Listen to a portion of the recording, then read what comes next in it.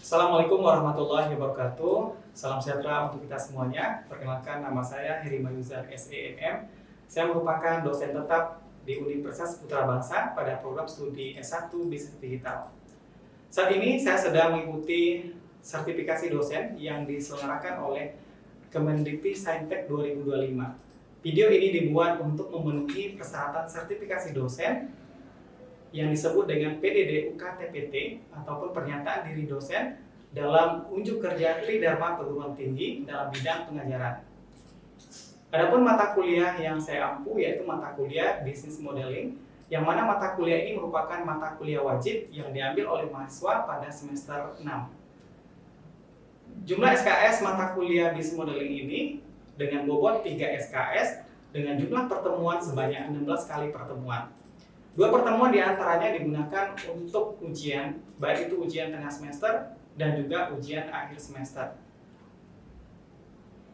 Adapun metode pembelajaran yang saya gunakan yaitu dengan menggunakan metode ceramah dan juga diskusi.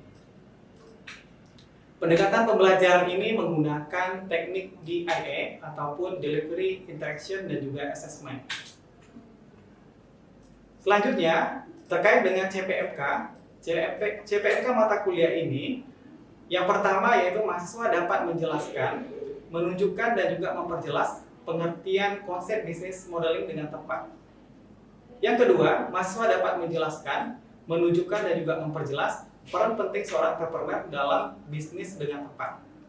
Yang ketiga, mahasiswa dapat menjelaskan, menunjukkan dan juga memperjelas setiap elemen dalam bisnis model kanvas yang terdiri dari customer segmentasi, kemudian value proposisi, dan juga channel, serta komponen ataupun elemen-elemen lainnya di dalam bisnis modeling dengan tepat. Adapun kriteria penilaian pada mata kuliah ini, diantaranya project based learning dengan bobot 35%, kemudian ada case method 15%, UTS 20%, UAS 20%, dan juga kehadiran sebesar 10%.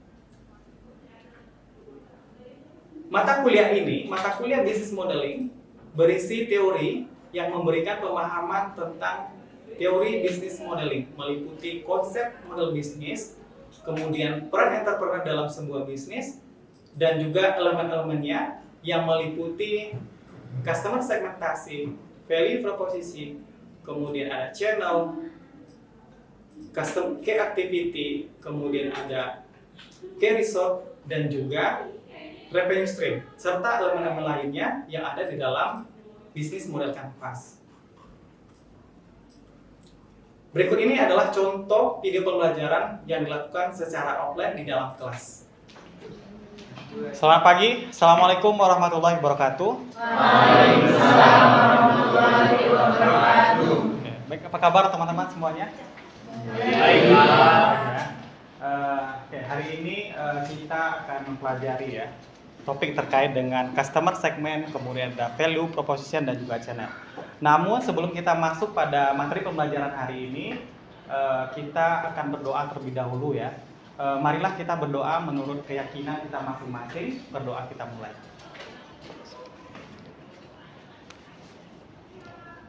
Baik, berdoa selesai. Terima kasih teman-teman semuanya.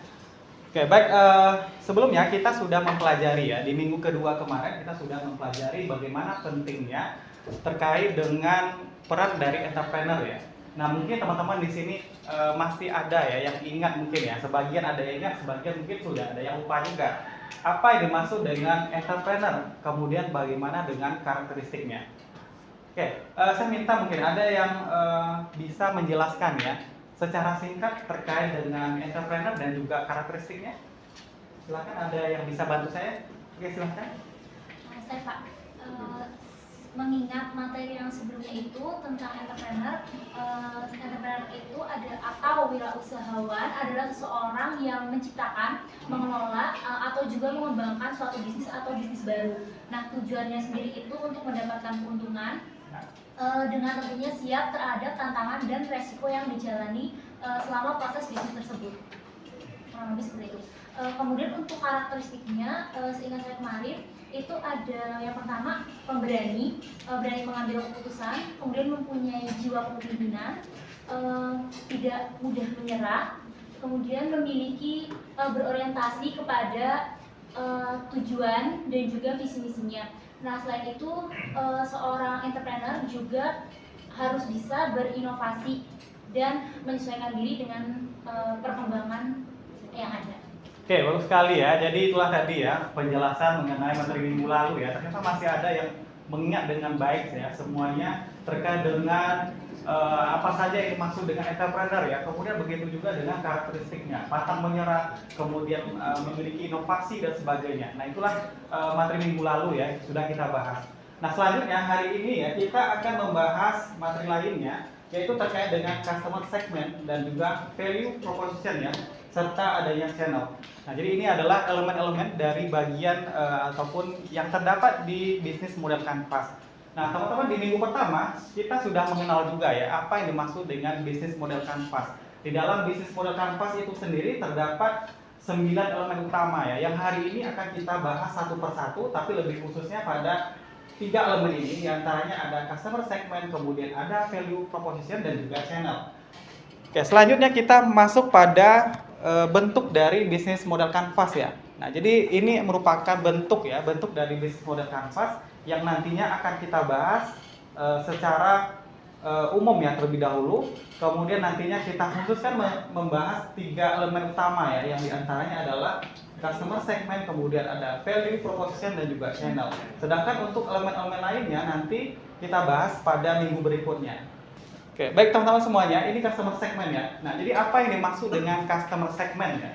Nah, di sini disebutkan bahwa customer segment adalah aktivitas mengelompokkan konsumen berdasarkan karakteristik tertentu. Nah, misalnya kita bisa mengelompokkannya, bisa berdasarkan kebutuhan, bisa berdasarkan perilaku, usia, dan lain sebagainya. Kemudian customer segment ini juga diartikan sebagai aktivitas menentukan kelompok konsumen yang akan dilayani oleh perusahaan. Bentuk dari ataupun jenis dari segmen ini bisa kita lihat dari 4 tipe ini ya, ataupun 4 jenis ini ya. Yang pertama berdasarkan geografik ya. Nah, geografik itu berdasarkan wilayahnya. Nah, wilayahnya apa saja? Misalnya region ya, wilayah. Nah, kira-kira kita melayani segmen yang ada di wilayah mana? Apakah di pedesaan, apakah di perkotaan, apakah di negara A ataupun di negara lainnya misalnya. Nah, kemudian yang kedua, tipe yang kedua. Nah, tipe kedua ini adalah demografik ya. Nah, demografik itu meliputi apa saja? Di antaranya ada usia ya. Jadi teman-teman bisa membagi customer itu ya berdasarkan usianya. Apakah yang akan kita layani itu adalah usia misalnya usia remaja misalnya, usia dewasa ataupun mungkin ya anak-anak ataupun balita. Nah, jadi nanti pemilihan segmen ini akan menyesuaikan dengan nilai yang kita tawarkan dan juga produk yang kita tawarkan juga. Nah, itu maksud dari demografik ya. Jenis yang kedua, ada usia, ada gender ya, gender. Apakah mungkin ya teman-teman akan melayani customer dengan jenis kelamin tertentu ya, laki-laki mungkin atau perempuan. Nah, jadi bisnis itu ada yang seperti itu ya, ada yang general, ada yang spesifik. Nah, kemudian yang ketiga adalah psikografik ya. Ini kaitannya dengan status sosial seseorang ya.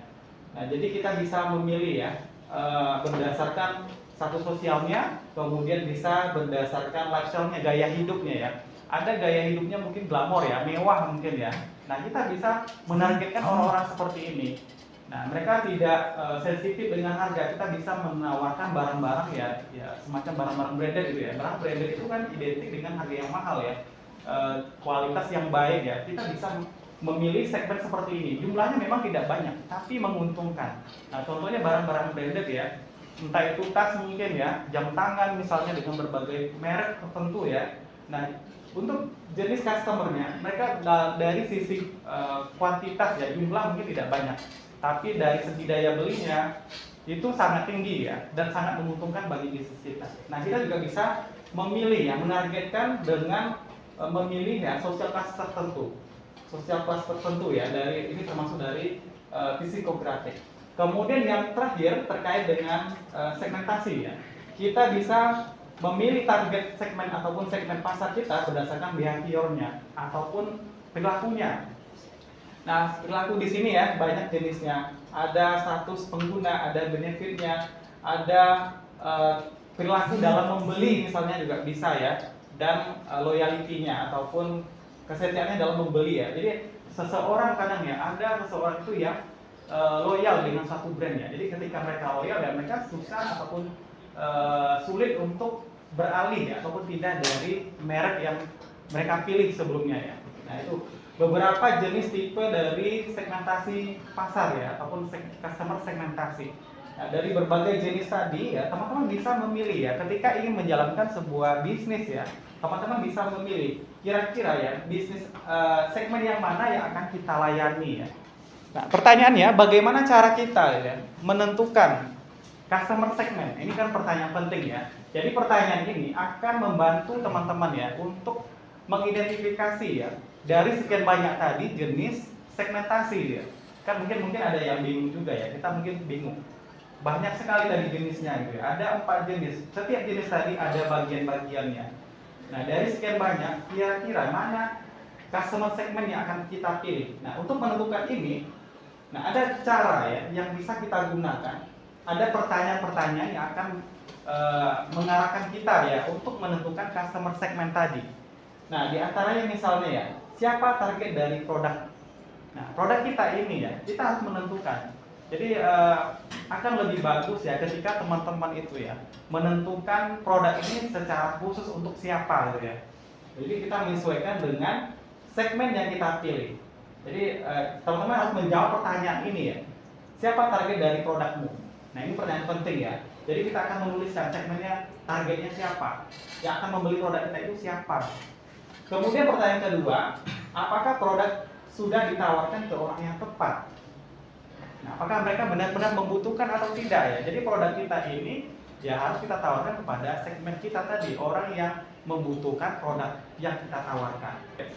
Selanjutnya teman-teman ya, kita masuk ke value proposition ya, ataupun nilai ya. Jadi sebuah bisnis itu identik dengan nilai ya.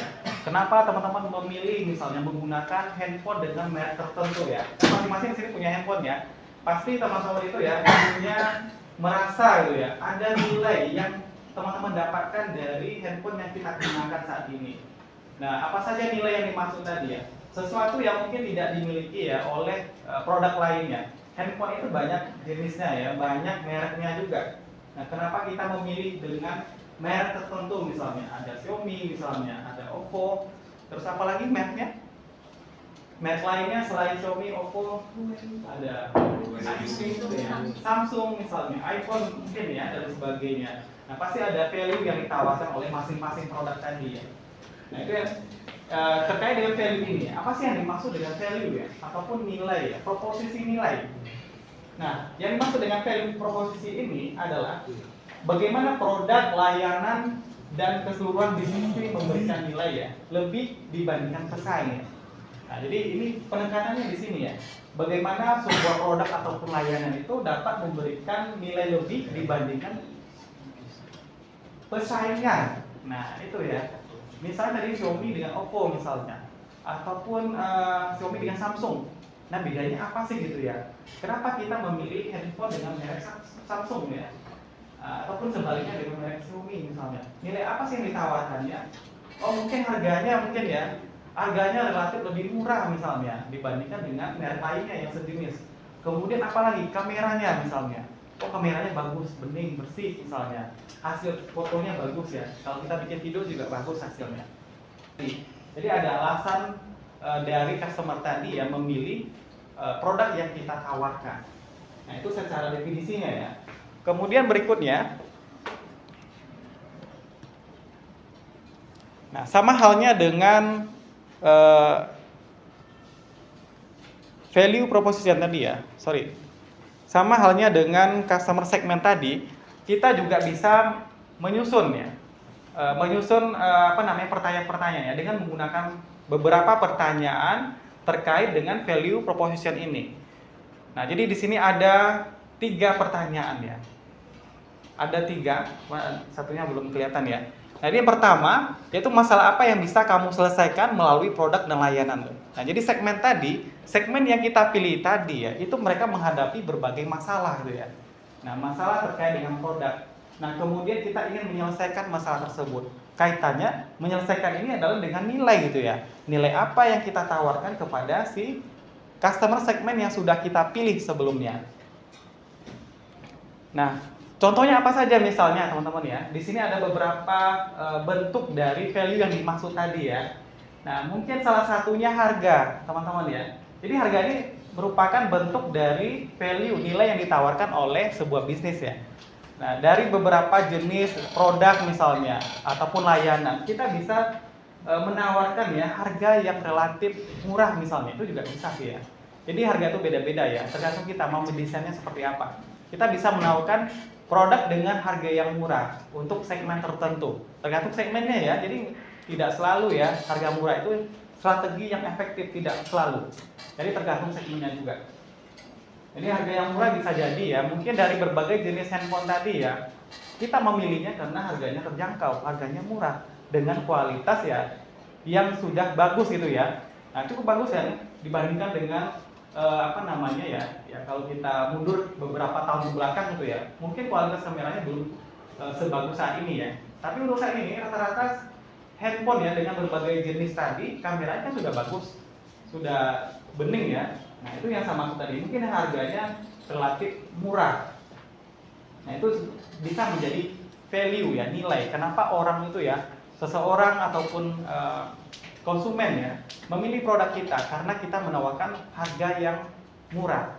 Nah, itu juga bisa menjadi strategi. Oke, ini tambahan ya, segera tambahan teman-teman ya. Terkait dengan proporsi nilai tadi ya. Nah, di sini ada sebuah gambar. Kebetulan ini dari maskapai Lion Air ya. Nah, kalau kita lihat di sini ya, yang terkait dengan value tadi, bagaimana sih hubungannya value dengan layanan dari Lion Air ya? Nah, kira-kira menurut teman-teman ya, apa sih itu ya? Value yang ditawarkan ya, nilai yang ditawarkan oleh si jasa penerbangan ini, perusahaan penerbangan Lion Group. Nah, Lion Group itu ada beberapa anak perusahaannya. Tadi ada Lion Air, kemudian ada Superjet Air gitu ya. Nah, ini segmennya berbeda, nilai yang ditawarkan juga berbeda. Nah, secara umum ya, apa kira-kira value-nya, nilainya dari layanan Lion Air ini? Ada yang tahu nggak kira-kira? Apa sih pembedanya? Kita tahu bahwa jasa penerbangan itu banyak ya teman-teman ya. Jenis pesawatnya itu mereknya berbagai macam. Baik itu di tingkat domestik kita ya, di Indonesia ataupun di luar negeri.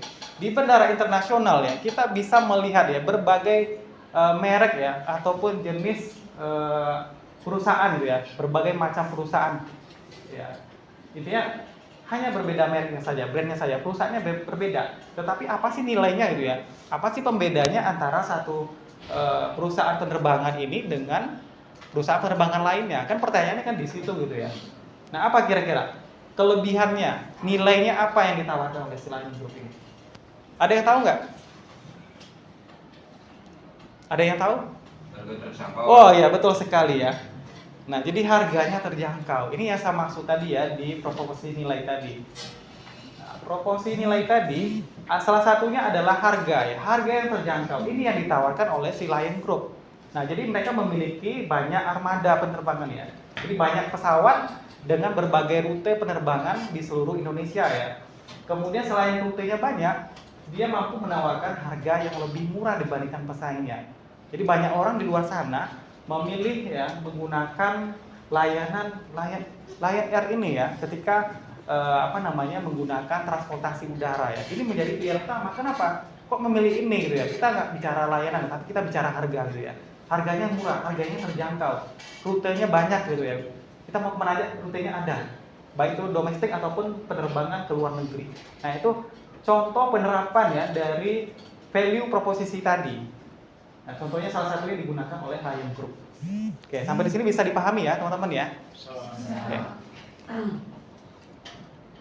Oke, yang terakhir ya ada channel ya. Nah, channel ini ya menggambarkan bagaimana perusahaan berkomunikasi dengan pelanggannya dan menjangkau mereka untuk memberikan proposisi nilai. Nah, jadi bagaimana kita ya perusahaan ataupun sebuah bisnis tadi untuk menjangkau konsumennya gitu ya. Nah, jadi caranya adalah kita bisa melakukan ya menjangkau konsumen tadi secara langsung dan tidak langsung ya. Nah, ini beberapa pertanyaan yang bisa kita gunakan untuk menjangkau konsumen tadi ya. Ini hanya membantu kita merancang saja. Misalnya ya, apakah pelanggan menggunakan media sosial? Nah, kalau mereka menggunakan media sosial, kita nanti bisa menggunakan media sosial juga untuk menjangkau mereka. Kemudian pertanyaan kedua misalnya ya, apakah pelanggan ya menggunakan transportasi umum, motor pribadi ataupun mobil pribadi? Jadi kita mengenali perilakunya juga. Oke, saya kira seperti itu untuk teorinya ya. Jadi kita sudah mengenal tadi 3 jenis, ada value proposisi, ada customer segmentasi, dan juga channel. Selanjutnya silakan teman-teman ya mengerjakan studi kasus ini. Ada soal, kemudian ada pertanyaan ya. Saya minta dikerjakan secara berkelompok. Silakan membentuk kelompok. Kita lanjutkan ya untuk diskusi tadi. Jadi sebelumnya saya sudah meminta teman-teman untuk membentuk kelompok kecil. Kemudian ada studi kasus yang perlu teman-teman selesaikan. Jadi di mana soalnya yaitu warung kopi ya, namanya Kopi Santai, baru berdiri 8 bulan, dekat dengan kawasan kampus, perkantoran di kota kita gitu ya. Kemudian mereka menawarkan beragam kopi kekinian dengan harga terjangkau untuk mahasiswa dan juga pekerja. Kemudian tempatnya nyaman, desainnya Instagramable ya, wifi, kemudian ada colokan di setiap meja, cocok untuk belajar dan juga kerja. Kemudian pemesanan melalui aplikasi ya. Di sini bisa dilihat ada GoFood, ada GrabFood. Kemudian aktif promosi dan sebagainya. Jadi dari narasi ini ya, ada pertanyaan-pertanyaan yang perlu teman-teman jawab. Oke, ini pertanyaan tadi ya, ada 6. Saya kira ini sudah didiskusikan tadi ya. Selanjutnya saya minta masing-masing kelompok ya memberikan ataupun menyampaikan hasil diskusinya. Oke, kita mulai dari kelompok 1 dulu ya, terkait dengan value. Oke, siapa yang mau menyampaikan? Oke, izin Pak, saya Pak. Oke, untuk value promotion ya Pak ya, kita bagi ada 3 ya Pak. Yang pertama ada value price sensitive, itu yang diberikan kepada mahasiswa, pekerja, dan anak muda, khususnya untuk harga yang terjangkau. Dan untuk yang kedua ada value experience dan value convention, itu tepatnya nyaman Pak, dengan desain yang Instagramable, terus kemudian lengkap dengan wifi dan colokan di berbagai sudut atau di berbagai meja tempat mereka nyantai atau duduk Pak. Karena itu mempermudah bagi customer, baik mahasiswa atau pekerja atau anak muda, untuk seperti kayak ngecas handphone, ngecas laptop dan sebagainya. Dan yang terakhir itu ada value convention dan accessibility. Itu bisa pemesanan secara online, baik dari GrabFood ataupun GoFood. Seperti itu Pak, kurang lebihnya. Oke, baik, terima kasih. Selanjutnya kita dengarkan ya pendapat dari kelompok 2 terkait dengan customer segmentasi ya. Nah, jadi ini disampaikan nanti oleh Mas Aziz ya. Silakan Mas Aziz menyampaikan hasil diskusinya. Baik Pak, tadi sudah tertera juga untuk pelanggan utamanya ataupun customer segmen utamanya itu dia mahasiswa dan pekerja kantor, khususnya pekerja muda. Ya. Karena apa? Karena mahasiswa itu cenderung harganya tadi kan terjangkau. Ya, betul. Dan pekerja kantor itu juga dia memudahkan karena adanya sistem pemesanan mulai menggunakan GrabFood ataupun Gojek, gitu kan, dia lebih memudahkan karena pekerja kantor itu kadang dia nggak sempat gitu untuk keluar gitu, jadi itu memudahkan gitu Pak. Oke, baik, terima kasih kelompok Mas Aziz ya. Selanjutnya kelompok terakhir, kelompok 3 ya. Ini kaitannya dengan channel ya. Oke, kelompok 3, saya minta perwakilan saja dari kelompok 3, siapa ya? Oh ya, silakan. Izin menjawab Pak, untuk yang saluran atau channel yang digunakan oleh Kopi Santai saat ini itu ada yang pertama itu penjualan langsung di warung kopinya, terus selanjutnya itu mereka menggunakan aplikasi ojek online yaitu berupa GoFood dan juga GrabFood. Selanjutnya itu melakukan promosi digital melalui Instagram dan juga TikTok. Lalu promosi fisik menggunakan spanduk dan pamflet yang dipasang di sekitar kampus dan kantor. Selanjutnya itu kalau untuk tambahan yang mungkin bisa dicoba oleh Ngopi Santai itu yaitu pertama menggunakan grup WhatsApp khusus pelanggan loyal. Ini untuk informasi promosi hariannya. Terus selanjutnya kerjasama event di kampus. Misalnya untuk menjadi sponsor seminar maupun menjadi di pentas seni. Lalu yang terakhir itu menggunakan email atau DM broadcast voucher khusus ke follower Instagram. Oke, baik, terima kasih ya teman-teman semuanya. Jadi benar tadi ya disampaikan oleh teman-teman ya terkait dengan segmentasi. Jadi segmen dari kopi tadi ya, utamanya adalah sebenarnya mahasiswa ataupun pelajar dan juga pekerja ya yang ada di sekitar bisnis tersebut. Kemudian teman-teman ya juga bisa mengembangkan lagi ya, kira-kira siapa yang bisa kita jadikan segmen ya untuk pengembangan segmen berikutnya. Kemudian terkait dengan value ya. Nah, value-nya tadi sebenarnya sudah tampak gitu ya di narasi tadi ya. Tempatnya bagus misalnya ya.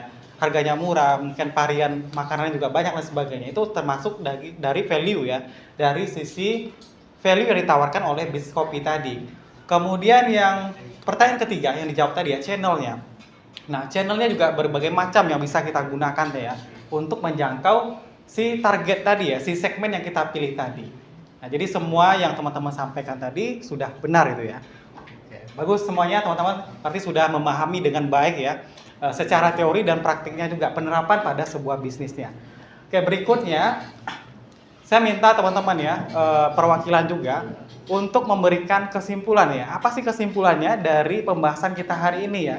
Kita sudah membahas terkait dengan teori baik itu segmen ya, bagaimana caranya menentukan segmentasi konsumen tadi, kemudian menentukan proposisi nilai, kemudian ada channel gitu ya. Nah, saya minta perwakilan dari mahasiswa ya, teman-teman mahasiswa untuk menyampaikan kesimpulan dari pembelajaran kita hari ini. Izin dulu Pak. Ya, silakan. Terkait materi yang telah disampaikan pada hari ini, kita membahas 3 elemen pada bisnis model kanvas, yaitu customer segment, value proposition, sama channel.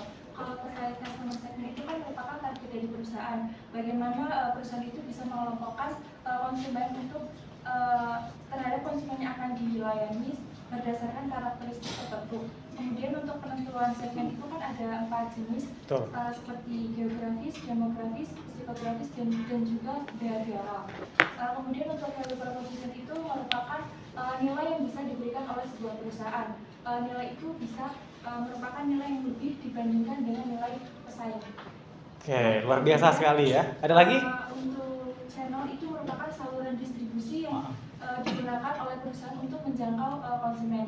Jika berdasarkan dari studi kasus yang telah tadi dibahas, untuk customer segmentnya itu kan seperti mahasiswa, karyawan, kemudian pengguna yang menggunakan layanan pesan antar. Kemudian value yang ditawarkan itu minuman kopi yang terjangkau dan harganya, minuman kopi kekinian dengan harga yang terjangkau, kemudian tempat nongkrongnya instagramable, dan pemesanan mudah karena menggunakan GoFood ataupun GrabFood.